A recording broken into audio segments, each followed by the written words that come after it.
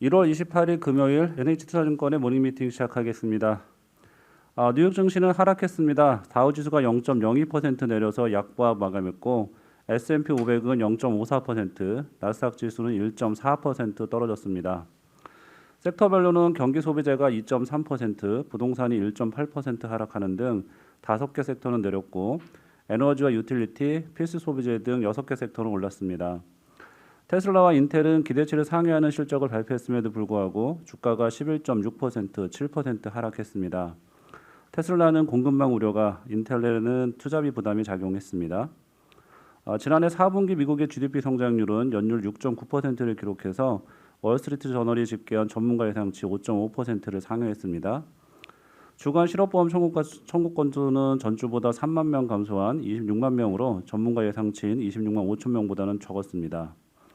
유가는 하락했습니다. WTI가 0.1% 하락해서 배럴당 87.3달러입니다. 금리도 내렸습니다. 미국채 10년물 금리는 4.3bp 내린 1.803%입니다. 달러는 강세가 이어졌습니다. 달러 인덱스는 4거래일 연속 올라서 97.23이고요. 일주일 전에는 95.7이었습니다. 원달러 환율은 5.15원 오른 1202.8원입니다. 지난 1월 7일 이후 다시 1200원을 넘어섰고 달러 대비 원화 가치는 지난 2020년 7월 20일 이후에 가장 낮아졌습니다. 네, 오늘 저희가 준비한 자료는 주식 전략과 채권, 크레딧, 산업 분석, 해외 주식 자료가 있고요. 주간 투자 전략 발표하겠습니다. 금요일에 미리 보는 주간 투자 전략 김형환 연구원입니다. 네, 주간 투자 전략 말씀드리겠습니다. 어제 코스피가 굉장히 많이 하락을 했고요. 3.5% 낙폭을 냈고 어제 특이한 점이라고 하면은 외국인 매도가 굉장히 컸다는 점입니다. 1조 7천억 원 정도 규모였고요. 이 중에서 LG에너지솔루션 주식에 대해서 그 의무 보유 확약을 안 하고 기관 배정받은 물량이 한 8,700억 정도 되기 때문에 이거 제외하면은 한 8천억대 정도가 돼서 조 단위를 넘지는 않는데 여튼 최근에 외국인 매도가 나오던 게 뭐 적으면 한 2천억 원 그리고 많으면 한 4천억 원 이 정도쯤 왔다 갔다 하던 수준에서 8천억 원대로 넘어갔다는 거는 연중 긴축에 대해서 외국인들이 좀 신흥국 증시에 좀 매도해가지고 현금을 마련하려는 이런 쪽으로 움직이지 않느냐 이런 걱정이 조금 듭니다. 반면에 좀 희망적이라고 할 만한 부분은 연기금이 계속해서 팔다가 이제 매수 전환을 해가지고 주로 어제는 그 증시 하단을 받치는 요인 그 주체가 연기금이었는데 연기금이 사기 시작했다는 것은 분명히 주가 지수가 국내적으로 보면은 싼 구간 자체는 맞다는 거거든요. 코스피만 집중해서 보면은 싼 구간이고 대외적으로 보면은 여튼 불확실성 상황들이 계속되고 있어서 외국인 입장에서는 한국 주식을 계속 들고 갈 이유가 조금 뭐 없는 이런 부분이 엇갈리고 있다 이렇게 보시면 될 것 같고요. 앞으로도 이런 흐름 자체는 좀 지속되지 않을까라는 생각은 듭니다. 그러니까 외국인 입장에서는 팔고 싶은 요인들이 계속해서 지속되고 하지만 내 국내적으로 보면은 충분히 싼 상황을 맞기 때문에 이 상황은 오히려 사는 게 맞지 파는 건 아닌데라는 생각들이 드는 상황입니다. 다음 주는 이제 월요일부터 수요일까지 설 연휴가 있고 이때 이제 중국 대만 증시를 제외하면 나머지 글로벌 증시들은 열리기 때문에 지금같이 보기 금융시장의 변동성이 높아져 있는 상황에서 한국 증시가 휴장을 한다는 것은 상당히 좀 부담스러운 요인이 되고요. 특히 이제 월 초에는 주요 경제 지표, 특히 미국의 ISM 제조업 지수나 ADP 고용 같은 것들이 나오는데 지금 상황은 분명히 그 물가를 제외한 다른 경제 지표들은 잘 나오면 오히려 연준의 긴축 스탠스를 더 유지 내지는 강화하는 요인이 될 수 있다라는 점에서 조금 불안한 요인이고 실제로 이 경제 지표 전망들이 그렇게 나쁘게 전망되고 있지 않기 때문에 좀 불안한 요인이고 당장의 이 상황을 반전시킨 외부적인 트리거가 잘 보이진 않는다라는 생각은 듭니다. 또 한 가지 좀 걱정스러운 요인이라고 하면은 우크라이나에 대한 부분인데요. 최근에 이제 양쪽 얘기가 다 나오고 있습니다. 2월 중순까지 우크라이나에 대해서 러시아 군사행동 나설 수 있다 이런 얘기도 일각에서는 있고 다른 한편에서는 여전히 외교적인 노력을 하고 있고 2주 있다가 또 회담을 한다 이런 얘기들이 엇갈리고 있어서 여전히 이 부분들도 완전한 해결이 진행되진 않고 뭔가 찜찜한 불확실성 요인으로 계속 지속되지 않겠느냐라는 걱정거리들이 됩니다. 어제 이제 LG 에너지 솔루션 상장을 했는데요. 이제 오늘로 이제 코스피 지수에 반영이 되고요. 시가총액은 어제 종가 기준으로 118조 원, 네, 코스피 내에서는 한 6% 정도 차지하는 수준이 됩니다. 그러면 이제 여기 추가로 들어오는데 밸류에이션이 높기 때문에 코스피의 멀티플은 약간씩 좀 올라가게 될 거고요. 그래서 그 추후에 좀 저희가 당초 코스피 밸류에이션 이 정도입니다라고 말씀드렸던 것보다 소폭 좀 들어 올려져서 새롭게 밸류에이션 부담으로 작용하는 요인이 될 수 있겠다 이런 생각들 듭니다. 현재 코스피 PER은 어제 종가 기준으로 9.4배, PBR은 0.94배 정도가 되고요. PER 기준으로는 이제 장기 분포상 이제 하위 30% 정도 선까지 들어왔습니다. 이상입니다. 네, 코스피 지수 2,600선까지 이제 떨어지면서 단기 하락에 대한 반등 기대도 좀 있을 것 같아요. 혹시 보시는 1차 반등 타겟하고 만약에 반등한다면 주도할 섹터 어떤 것들이 될지 좀 말씀 부탁드립니다. 1차적으로는 뭐 저점에 대한 부분을 먼저 하면은 사실은 뭐 정확한 선을 긋기는 쉽지는 않지만은 저희가 과거에 한 2004년이나 2018년처럼 금리 인상 사이클이 진행되고 있을 때 코스피가 급락을 했을 때 이거 최대 낙폭, MDD 이런 것들을 보면 한 23% 정도가 나오거든요. 근데 이번에 보면은 어제 종가 기준으로 21% 하락했습니다. 그러면 저 이전 기준들을 그냥 단순하게 두드려 보면은 한 2,550포인트 정도가 되고요. 그래서 뭐 지금 충분히 많이 과거 대비해서 봐도 뭐 지금보다 더 빠진 상황쯤 되면은 뭐 미국 신용등급 강등이나 뭐 코로나나 아니면 금융위기나 이런 것들을 제외하면 크게 두드러지지 않는다. 그래서 상당히 많이 빠진 거는 맞다라는 생각이 들고요.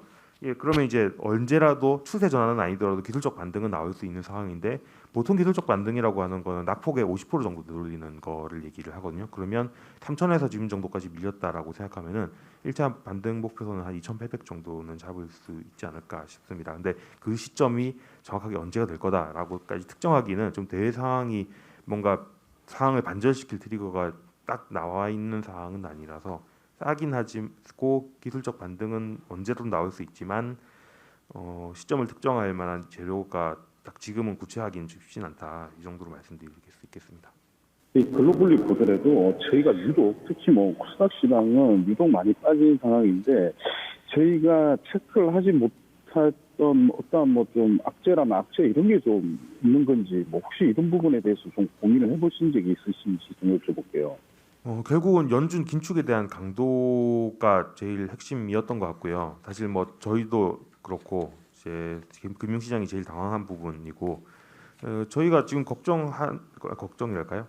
사실 이제 염두에 두고 있는 부분은 이미 경기 선행 지수가 떨어지고 있는 상황이었고 이게 떨어지고 있는 게 코로나 때문이었다고 하면은 과연 이 상황에서 연준이 긴축을 얼마나 강하게 드라이브를 할 수 있을까라는 거에 대한 의구심을 가지고 있었는데 연준이 그런 부분은 추후로 밀어놓고 이 문제가 해결되기 전까지는 일단은 금융 긴축으로 대응을 하겠다.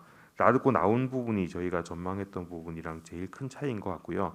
실제로 만약에 지금 연준이 고려하고 있는 모든 종합정책 수단들, 그러니까 QE 종료, QT 시작, 그리고 연간으로 한 1조 정도 규모를 감축을 하고 금리 인상도 4번 이상 한다. 이게 모두 다 현실화가 정말로 된다고 하면은 분명히 경기는 하강으로 갈 수밖에 없다는 생각이 들거든요. 그래서 저희가 여전히 고민하는 부분은 정말로 이 모든 거를 다 투하하는 게 가능할까? 그리고 라는 부분입니다. 뭐 그래서 그걸 다 반영한다고 생각하면은 뭐 여전히 이게 뭐 진바닥을 봤다라고 말하기 어렵겠죠. 근데 그 부분에 대해서는 결국은 이제 시간이 더 지나고 경제 지표가 나오는 걸 보면서 연준의 스탠스가 바뀌는지를 계속 체크해야 되는 거라서 지금 뭔가 국면이 바뀌었으니까 새롭게 이렇게 선정을 해야 됩니다라고까지 말씀드리기는 조금 어렵고 여전히 좀 저희가 고민해야 되는 부분인 것 같습니다. 네, 수고하셨고요. 이어서 매크로 분석 공급망 이슈 리포트입니다. 안기태 연구원입니다. 예, 4Q 성장률은 뭐 이게 잘 나왔는데요, 미국이 1분기는 이제 슬로우 쪽으로 가고 있습니다. 일단 뭐 미국 가계 금융 자산이 소비에 굉장히 중요한 역할을 했는데 1월 주가 하락이 어쨌든 영향을 미칠 수밖에 없는 게 있고요. 그리고 병목 중에 지금 공급망에 두 가지 문제가 있는 게 하나가 이제 만드는 거, 그다음에 두 번째가 유통을 하는 거 이건데 유통 단에서 문제는 계속 좀 나오는 얘기들이 그러니까 이게 언제나 보면은 탑다운 관점에서 자꾸 바라보면 안 되고 마이크로 섹터 단에서 위로 올라오는 분석이 가끔 필요할 때가 이제 중요할 때가 있는데 지금이 그런 것 같고요. 그러니까 미국 트럭 산업 얘기들을 좀 들어보면은 이게 좀 오래 걸린다라는 얘기가 나오는 것 중에 하나가 화물 운송을 기본적으로 미국 내에서 80%가 트럭인데 트럭 노동자 80%가 45세 이상이고 그러니까 이게 좀 구조적인 문제라는 거죠. 그리고 젊은 층들은 장거리 안 뛰려고 한다. 그리고 이 트레일러 셰시가 그 컨테이너가 들어오면 그거랑 화물 열차를 연결하는 그 셰시 부품을 작년에 중국에서 들어오는 걸 관세를 200%를 매기는 바람에 가격도 뛰었다. 그래서 트럭 운송협회가 하는 스토리는 이건 좀 오래 걸리는 문제다. 이렇게 좀 나오고 있고요. 그래서 이 부분은 좀 꽤 걸린다라고 생각보다 더 걸리고 있다라는 말씀이고요.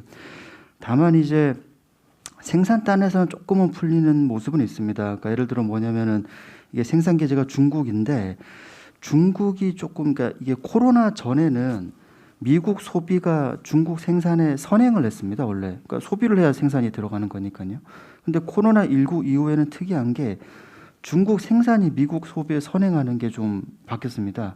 그러니까 이거는 물건을 사고 싶어도 좀 못 산다라는 문제를 보여주는 건데요. 중국의 생산이 작년 말부터는 좀 돌아서는 모습이고 그리고 최근에 그 중국의 제로 코로나 정책이 일상은 막는 게 맞는 것 같은데 그러니까 사람들의 일상은 통제하는데 공장을 통제하지는 않는 것 같아요. 그래서 두 가지 중에 한 가지는 좀 개선이 되고 있고 다만 이 유통단, 운송단에서의 문제가 좀 길어지고 있다. 그래서 일단 1분기는 어쨌든 좀 슬로우 다운 쪽으로 좀 이제 그 방향을 보고 있습니다. 네, 이상입니다. 네, 최근에 인플레이션 문제가 뭐 돈이 많이 풀린 것도 있지만 이 공급망 이슈도 분명히 있잖아요. 그렇게 되면 지금 금리 인상만으로 인플레이션이 좀 잡힐 것인가라는 대한 생각도 드는데 이건 어떻게 보시는지요? 사실 금리 인상을 가지고 백기를 열 수는 없기 때문에 이게 그 모든 거를 통화 정책만으로 돌릴 수는 없겠고요.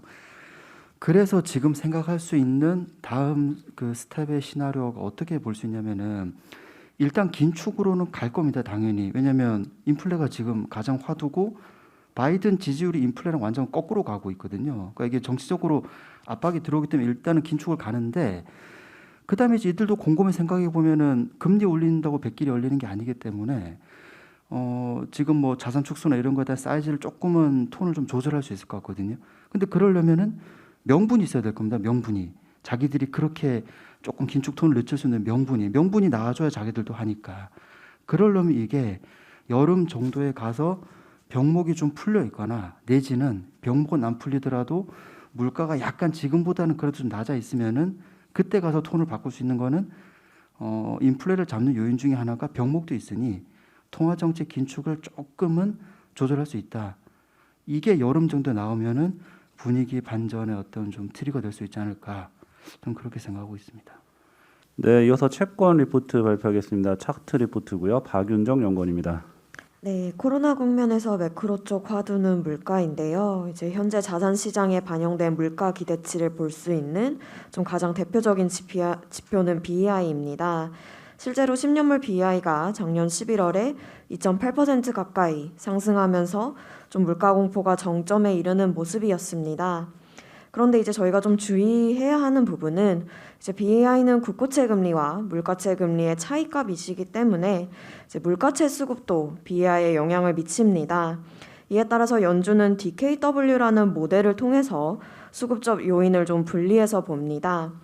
해당 모델로 보면 이제 2021년 10년물 BEI는 연간으로 약 64bp 확대되었는데 이 중 시장의 물가 평가와 연관된 부분은 27bp, 수급적 요인이 36bp 각각 기여를 했습니다. 작년에 수급적 요인, 그러니까 물가채 유동성 프리미엄이 이렇게 중요했던 이유는 연준의 QE와 QE 정책의 수혜를 입으려는 시장의 움직임 때문이었습니다. 실제로 물가채 ETF 총 순자산액은 2019년 말 대비해서 2021년 말에 126%가량 증가했습니다. 그렇다면 이제 올해 여건을 좀 살펴보면 우선 3월에 QE가 종료되는 가운데 저희는 하반기 QT 시행을 전망하고 있습니다. 이렇게 팁스 시장에 큰 손이 퇴장한다는 소식에 이미 작년 12월 물가채 ETF 자금 유입액은 연평균 대비 73% 하락했고 지금 연초에 자금 유출이 전개되고 있습니다. 그래서 물가채 수요와 물가채 유동성 프리미엄 간의 강한 역의 상관관계를 좀 고려하면 향후 물가채 유동성 프리미엄의 상승, BI 축소, 실질금리 정상화 흐름이 나타날 전망입니다.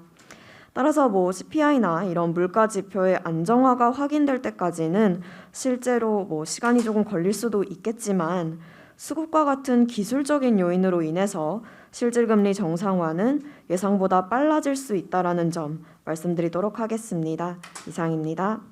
네, 이어서 크레딧 전략 2월 월보 발표하겠습니다. 한광열 연구원입니다. 네, 2월 월간 보고서인데요. 1월 크레딧 시장은 국내 같은 경우에는 신용 스프레드가 축소로 반전을 했고요. 글로벌 같은 경우에는 전 영역에서 미국, 유럽 신흥국 할 것 없이 전 영역에서 신용 스프레드가 확대가 되었습니다. 국내 글로벌 공이 국채 금리가 급격하게 상승을 해서 둘 다 투자 성과는 저조했었는데요. 2월 같은 경우에는 국내 크레딧 신용 스프레드는 축소 압력이 다소 약화되면서 상위 등급 회사채 위주로 소폭 축소가 예상이 됩니다. 현재 일부 건설사에 대한 유동성 우려가 조금 있는 상황이고 금융권 대출 만기 연장 이자 유예 정책이 올해 3월에 종료가 되죠. 그러면서 금융기관의 건전성 약화가 좀 부담이 되는 상황이고요. 글로벌 크레딧 같은 경우에는 하이드 채권과 신흥국 달러채 위주로 변동성이 클 것으로 저희는 판단하고 있습니다. 그래서 국내 같은 경우에는 사실 1월에 어떤 강세, 예년에 보였었던 강세가 올해는 다소 약화된 측면이 좀 있고요. 그래서 여전히 스프레드 매력이 높다라고 판단하고 있습니다. 3년 기준 AA 등급 회사채 수익률이 현재 2.7% 정도 나오고 있는데요. 이 수준은 2014년 이후로 가장 높은 상황입니다. AA 등급 같은 경우에는 펀더멘털이 대체로 양호해서 신용도 저하 가능성이 크지 않기 때문에 이 밸류에이션 매력을 활용해서 매수를 권고드리고 있고 글로벌 같은 경우에는 여전히 계속해서 저희가 뱅크론 투자를 권고드리고 있습니다. 그리고 미국 국채 금리가 지금 현재 가파르게 상승하고 있는데 저희가 단기 고점으로 예상이 되는 2% 초반 정도에서는 미국 투자 등급 채권의 비중을 확대를 하면 좋을 것 같고 신흥국 달러채는 여전히 1월에 이어서 2월에도 좀 변동성이 클 것 같은데 그 중에서 중국 달러채 같은 경우에는 중국 정부의 완화적인 통화 정책 그리고 유동성 지원 하에 지난해 보였었던 약세가 올해부터는 다소 회복세로 예상을 하고 있기 때문에 일부 중국 달러채에 대해서는 매수를 권고드립니다. 이상입니다. 네, 이어서 산업기업 분석 리포트 발표하겠습니다. 삼성전자부터 발표하겠습니다. 도현우 연구원입니다. 예, 삼성전자 말씀드리겠습니다. 최근에 글로벌 매크로 상황이 그렇게 좋지 못해가지고요, 주가도 좀 부진하긴 합니다.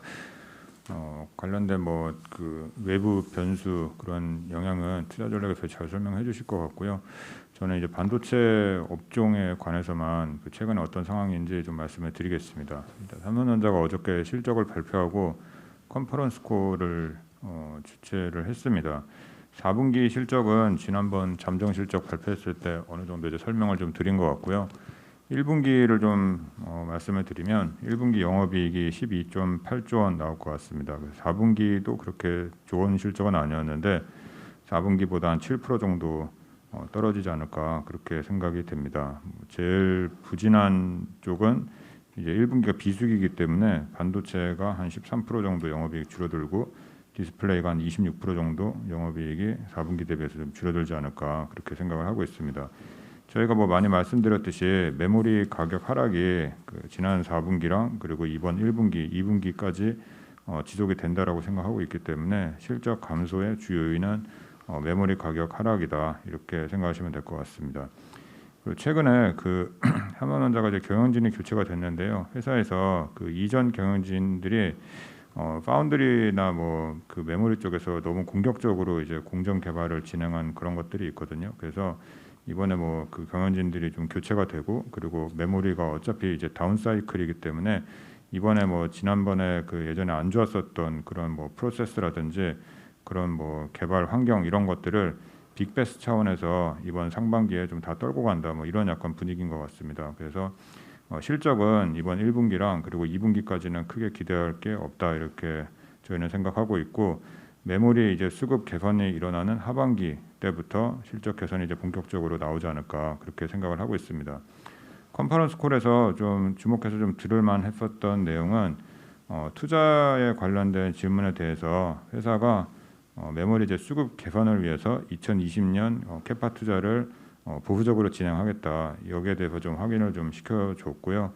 그리고 하반기 뭐 예상되는 신규 수요 DDR5라든지 뭐 인텔의 뭐 사파이어 래피드 신규 CPU 이런 것들 좀 기대한다라고 생각했고 하반기 빠르면 뭐 2분기에도 가격 반등에 대해서는 회사에서도 뭐 가능한 시나리오다 이렇게 얘기했기 때문에 그런 것들은 좀 긍정적으로 볼 수 있지 않나 그렇게 생각하고 있습니다. 이상입니다.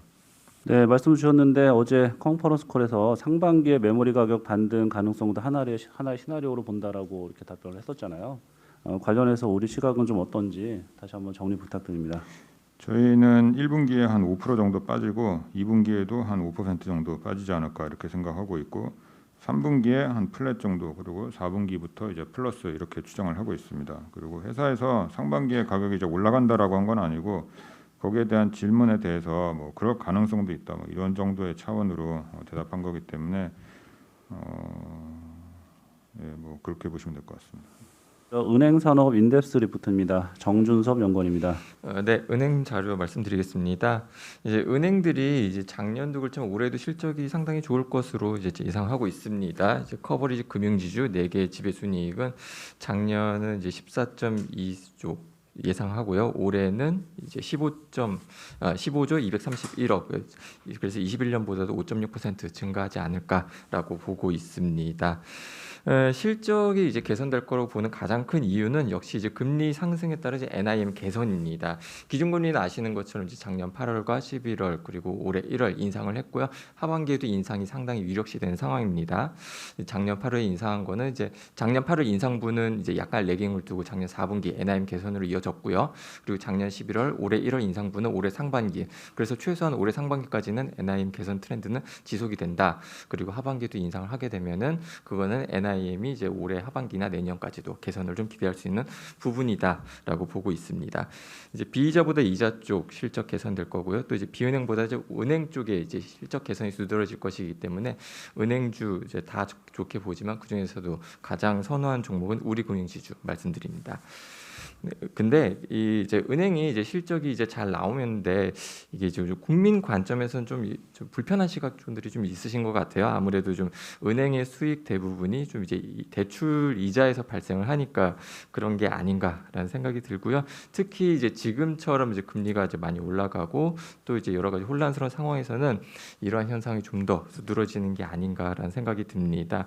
뭐 이제 기업은 이제 조달 비용 상승, 뭐 이제 국민들은 이제 대출 금리 이제 부담이 커지고 이런 상황에서 은행은 그것 때문에 실적이 좋아진다라고 하니까 좋지 않게 보이는 거고요.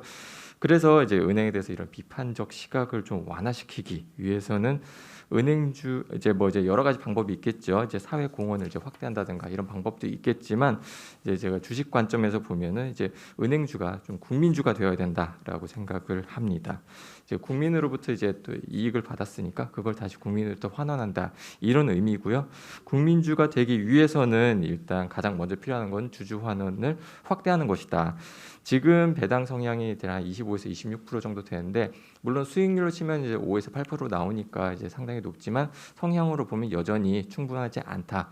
또 높이도록 노력을 해야 된다라고 생각을 합니다. 그리고 아울러서 이제 또 하나 좀 이제 생각을 하고 있는 거는 이제 월 배당입니다. 이제 월 배당을 도입할 필요가 있다. 아직까지는 이제 월 배당 제도가 이제 그렇게 보편화된 개념은 아닙니다. 이제 국내에는 이제 바다로 19호라는 이제 선박 투자 회사 종목 하나만 상장되어 있고 미국에는 한 48개 정도가 상장되어 있는데 이제 대부분 리츠 아니면 금융 서비스 이런 쪽에 이제 최쳐져 있습니다.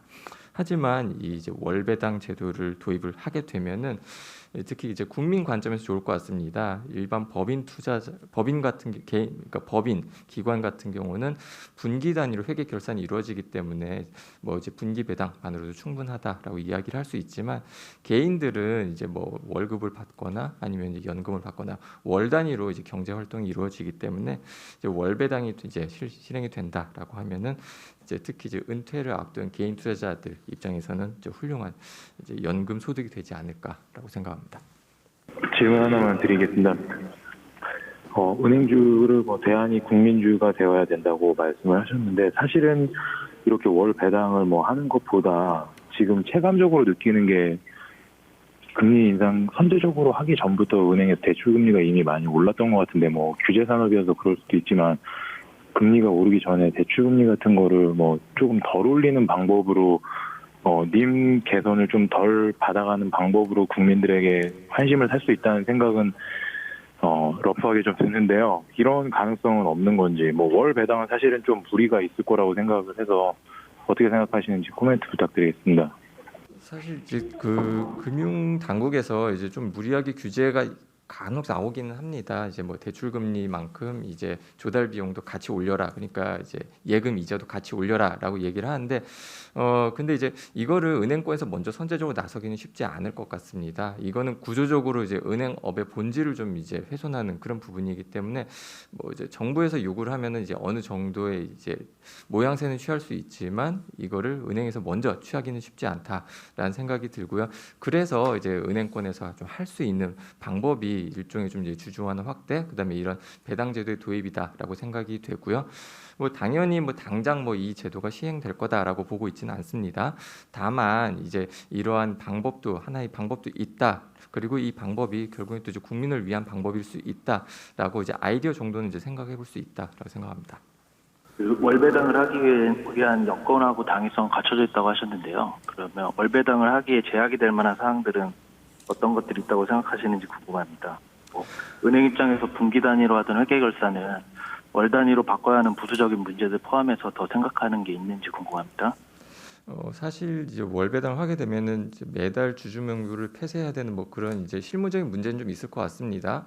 그래서 이제 담당자야 일이 좀 많아질 것 같은데 그거야 이제 은행에서 하면 되는 것이고요. 정관 개정도 이제 필요하겠지만 그것도 하면 됩니다. 가장 이제 좀 걸리는 이제 대목이 될 거라고 보이는 부분은 결국에는 이제 금융당국하고 어느 정도 협의를 잘 이끌어내냐, 이게 가장 큰 관건이 될 것 같다라고 보고 있는데요. 근데 이제 월 배당을 하는 목적이 이제 거대한 기관 투자자나 이런 쪽을 위해서보다는 이제 좀 국민을 위해서다라는 이런 이제 당위성을 강조를 한다라면은 금융당국에서도 어느 정도 이제 명분은 있지 않을까라고 생각합니다. 네, 이어서 삼성 SDI하고 SKI 테크놀로지 같이 발표하겠습니다. 목표 주가 하향 리포트입니다. 주민우 연구원입니다. 네, 삼성 SDI 먼저 말씀드리겠습니다. 일단 목표 주가를 100만 원으로 23% 하향 조정을 하겠습니다. 이 목표 주가 산정 기준 시점인 2023년과 24년 이 두 개년도에 대한 실적 전망의 하향 조정은 이제 5% 미만으로 이제 상대적으로 이제 미미하지만 이 피어로 삼고 있는 CATL의 멀티플이 직전 보고서 기준으로 이제 32배에서 지금 현재 22배로 하락한 것이 주요한 TP 조정의 요인입니다. 그래서 제가 지금 배터리의 가치를 61조 원 정도로 이제 평가를 하고 있고요. 그리고 어제 실적 발표와 함께 이제 2022년부터 24년까지 이 3개년도에 대한 주주 환원 정책도 함께 발표가 됐는데 요지는 이렇습니다. 보통주 기준으로 DPS 1,000원을 이제 기본으로 깔고 여기에 이제 연간 발생하는 프리캐시 플로우에 최소 5%, 최대 10%, 그러니까 5에서 10%를 이제 추가 배당하는 형태입니다. 그래서 당사의 계산에 따르면 21년 기준으로 이제 DPS가 1,000원인데 22년도는 이제 1,050원, 그리고 23년도는 1,150원, 24년도 1,760원 이런 식으로 점진적인 상승이 예상이 됩니다. 이거에 대한 이제 의미를 해석을 해보자면 그냥 배당에 대한 예측 가식성을 좀 높여줬다라는 거고 사실 투자자들이 느낄 만한 배당 수익률은 24년 기준으로 이제 0.3%이기 때문에 수익률 측면에서의 큰 의미는 조금 약하지 않나 이렇게 생각을 하고 있습니다. 실적을 다시 말씀드리면 어제 매출액은 이제 컨센서스를 6% 하회했는데 영업이익이 컨센서스를 35% 하회하면서 영업이익이 특히나 좀 부진했습니다. 완성차 생산 차질 영향이 이제 삼성 SDI한테도 그대로 영향이 가고 있는 상황이고요. 그리고 여기에 더해서 일회성 특별 상여금 800억 원이 반영된 영향입니다. 1분기도 영업이익 컨센서스를 한 6% 하회할 것 같습니다. 아마 이 차량용 반도체 수급 차질이 상반기까지 지속될 거기 때문에 상반기까지 SDI의 실적에는 좀 부담이 될 걸로 봅니다.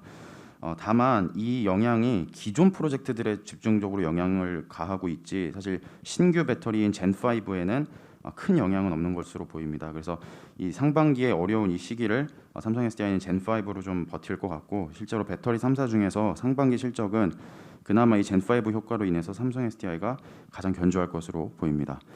그리고 SKIT도 말씀드리겠습니다. SKIT는 목표 주가를 17만 8천 원으로 38% 하향 조정하겠습니다. 23년도 EBITDA 추정치를 종전 대비해서 27% 하향 조정을 했고 멀티플을 기존 29배에서 25배로 하향을 한 결과입니다. 이 25배는 피어 그룹이라고 할 수 있는 유난에너지의 23년도 EV/EBITDA 멀티플입니다. 실적도 말씀드리면 어제 실적이 매출액은 이제 컨센서스를 4% 하회했는데 영업이익이 이제 적자 290억으로 이제 적자 전환을 했습니다. 컨센서스는 275억 흑자였고요. 사실상 이제 큰 폭의 컨센서스 하회하는 실적이 나왔는데 두 가지 이유가 있었습니다. 첫 번째는 마찬가지로 이제 완성차 생산 차질에 따라서 가동률이 부진한 상황에서 여기에 더해서 그 폴란드 1공장이라고 하는 이제 신규 공장에 대해서 그 완성차 업체들의 고객 승인 작업이 조금 장기화되면서 이 고정비 부담이 가중이 됐습니다. 그래서 이게 첫 번째 이유고 두 번째 이유는 일회성 비용 212억, 뭐 로열티와 성과급을 비롯한 212억이 4분기에 반영된 결과였습니다. 이 고객 승인 작업에 대해서 조금만 더 첨언을 드리면요, 이제 산업에서는 이거를 포엠이라고 부르는데 이 포엠이라는 게 그 맨, 머신, 머티리얼, 메서드 이 네 가지를 이제 통칭해서 포엠이라고 하는 건데 쉽게 말하면 그 고객으로 이제 공급을 하기 전에 그 고객이 생산의 중요 요소들에 대해서 고객이 이제 승인을 이제 고객한테 승인을 받는 절차를 우리가 이제 포엠이라고 합니다. 이게 기존에는 이제 공장을 다 짓고 기존에는 이제 3에서 6개월 정도면 이 포엠 승인이 이제 떨어졌는데 이게 작년에 이제 GM도 그렇고 불이 많이 나면서 6에서 12개월로 거의 2배 가량 이 포엠 승인 절차가 길어지고 있습니다. 근데 이게 이제 2차 전지 업체들에게 어떤 영향을 주는 거냐면 다른 업체들한테 미치는 영향도 물론 있겠지만 특히나 분리막 업체들에게 미치는 영향이 더 큽니다. 왜냐하면 분리막은 제조 원가에서 고정비가 차지하는 비중이 70%로 굉장히 높은 편입니다. 다른 기타 소재들은 거꾸로거든요. 오히려 70%가 다 재료비이기 때문에 고정비 레버리지가 약한 반면에 분리막은 특히나 이 고정비 레버리지가 커서 이 포엠 승인을 받는 동안 어차피 가동률이 낮기 때문에 거기에 대한 부담이 좀 큰 거고요. 그래서 아마 1분기에도 적자는 좀 불가피할 것 같습니다. 그래도 이제 고정비 비중이 크기 때문에 하반기에 가동률 올라오면서 마진의 개선 폭도 역시 클 거라고 보고 또 유럽 신규 고객 확보도 예상이 되어 있기 때문에 이런 점을 감안해서 투자 의견은 바이 유지하도록 하겠습니다. 이상입니다. 네, 이어서 삼성 SDS 발표하겠습니다. 김동영 연구원입니다. 예, 삼성 SDS 바이 투자 의견 유지하고요. 목표 주가 20만 원으로 하향 조정합니다. 목표 주가 변동은 글로벌 피어들 주가 변동에 따라서 EV/EBITDA 적용 배수 축소한 거고요. 4분기 실적은 안 나왔습니다. 영업이익 1,440억이고 컨센서스 대폭 하회했는데 역시 삼성 계열사 마찬가지로 특별 상여금 지급 때문이고요. 그로스는 굉장히 잘 나왔습니다. 물류 BPO가 46% 그리고 IT 서비스는 9% 나왔고요. 전반적으로 기저가 낮아졌기 때문에 2022년도 영업이익 성장 15% 전망하고요. 또 순현금 4.6조 원 가지고 있어서 M&A 여전히 기대합니다. 다만 4월까지 예정이 돼 있는 3.9% 처분 신탁이 아직 출회가 되지 않았고 이후에도 불확실성이 완전 해소되지 않은 점들은 좀 상쇄되는 요인인 것 같습니다. 이상입니다. 네, 이어서 네이버 발표하겠습니다. 안재민 연구원입니다. 네, 안재민입니다. 네이버 말씀드리겠습니다. 네이버 투자 의견 목표 주가가 55만 원 바이 유지하고요. 저희가 일단 최근에 주가 하락이 조금 많았습니다. 시장 상황도 있었고, 하지만 실적들이 지금 워낙 좋은 상황이 여전히 이어지고 있고요. 특히 매출의 성장이 상당히 좀 많이 두드러지고 있는데, 이런 부분들이 2022년에도 여전히 두드러지면서 전체적인 실적 상승은 기대가 된다라고 저희는 판단하고 있습니다. 주력 사업인 광고, 커머스, 컨텐츠, 핀테크의 고른 성장들이 지금 이어지고 있어서 이런 부분들이 실적에 크게 기여하고 있고요. 거기에다가 메타버스 관련된 이제 신사업의 투자들도 좀 적극적으로 될 것 같고, 이런 좀 중장기적인 비전들이 아마 3월 달에 신규 경영진들이 들어오면서 좀 방향성들을 공개할 예정입니다. 이에 따라서 다시 좀 중장기 성장성이 부각이 되면 주가는 다시 상승 구간에 들어가지 않을까 싶습니다. 4분기 실적은 영업이익은 인센티브랑 마케팅 비용 때문에 조금 부진했으나 말씀드렸던 대로 매출이 워낙 잘 나왔기 때문에 저희는 나쁘지 않았다 이렇게 판단하겠습니다. 이상입니다. 네, 이어서 제1기획 발표하겠습니다. 이화정 연구원입니다. 네, 제1기획 발표드리겠습니다. 4분기 연결 기준 영업이익 650억 원으로 4분기 기준 최대 실적 그리고 연간으로도 컨센서스 부합하는 최대 실적 달성했습니다. 이제 디테일 말씀드리면 본사 같은 경우에 특별 상여금 지급이 있었기 때문에 일회성 인건비 요인이 있었음에도 불구하고 계열 광고주 신제품 조기 출시 때문에 후실적 지속했고요. 해외 같은 경우 북미를 중심으로 한 디지털 성장 지속되었습니다. 특히 북미 같은 경우 연간 매출 총이익 1,000억 원을 상회하면서 유럽, 중국을 잇는 큰 시장으로 이제 편입되게 되었습니다. 1분기 같은 경우에도 광고주 신제품 조기 출시 예정입니다. 이 부분 때문에 마케팅 예산 집행 좀 셀 거다 보시면 되고요. 여기에 플러스로 지난해 대비 애드업되는 부분은 CES나 동계올림픽 같은 오프라인 이벤트가 재개되기 때문에 BTL 측면에서의 분기 최대 실적 다시 한번 달성 가능할 전망입니다. 투자 의견 바이 목표 주가 31,000원 유지하겠습니다. 이상입니다. 네, 다음으로 현대제철 말씀드립니다. 현대제철도 4분기 실적 발표를 했는데 2021년 연결 영업이익은 2조 4,475억 원으로 사상 최대를 기록을 했고요.